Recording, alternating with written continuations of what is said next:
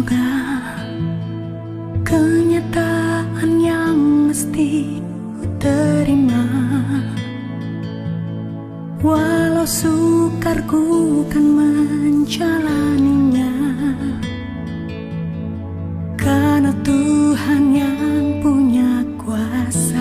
Bapak, Ibu, saudara-saudara yang terkasih di dalam Kristus dimanapun berada, kita bersyukur sekali bahwa di tahun ini kita masih diberikan kemungkinan untuk merayakan Paskah, sekalipun kita merayakannya dalam suasana yang berbeda dari biasa. Namun sekalipun kita merayakan dalam suasana yang lain, tetapi tentu ini menyisakan sebuah pengalaman spiritual yang baru. Dalam suasana Paskah yang seharusnya dengan semarak kita merayakannya, namun justru kita tak bisa berbuat apa-apa karena terkurung akibat pandemi COVID-19. Maka menurut saya teramat penting untuk merenungkan pesan dan kesan seperti apa yang Allah inginkan kita maknai dalam perayaan Paskah di tengah situasi seperti ini. Terkait dengan makna Paskah, hal mendasar yang sangat berkesan bagi saya adalah dalam situasi yang tak memungkinkan sekalipun untuk beribadah secara bersama-sama, namun semua anak-anak Tuhan dan para hamba-hamba Tuhan dengan gerak cepat mencari celah dan kemungkinan-kemungkinan di mana kita bisa menemukan sebuah kreativitas untuk bersekutu dan berjumpa dengan Allah meskipun dalam ruang yang berbeda. Paskah adalah sebuah kreativitas Allah yang luar biasa. Allah kita adalah sang kreator sejati. Dia menemukan cara terbaik untuk menjumpai manusia, sekalipun manusia dalam keadaan yang tidak layak untuk dijumpai oleh Allah dari tempat yang maha tinggi. Maka Allah kita merindukan kita untuk tetap menyambut Dia dan berjumpa dengannya dalam berbagai situasi, bahkan dalam celah yang teramat sempit. Semua anak-anak Tuhan tidak ingin jika ada sesuatu apapun yang membatasi dan memisahkan kita dari kasih Kristus.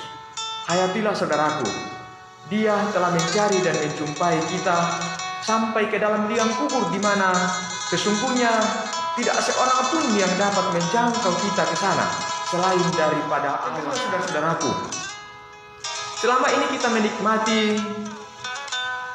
perjalanan kehidupan dan teramat sibuk dengan diri kita sendiri. Anak-anak muda sibuk dengan sekolah, kuliah, pulang ke rumah mereka sibuk dengan main game. Para orang tua sibuk dengan pekerjaan mereka sendiri.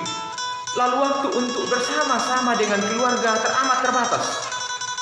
Mungkin jarang sekali mengadakan doa bersama, atau saat teduh bersama dalam keluarga nyaris tidak pernah.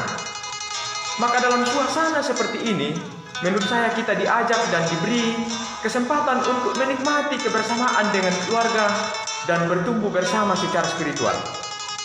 Kita sedikit mundur dari keramaian, dari berbagai rutinitas hidup kita, bahkan berbagai aksesori hidup, dan bersama-sama dengan keluarga membangun keintiman dengan Tuhan. Perhatikan cara Yesus berrelasi dengan Bapa.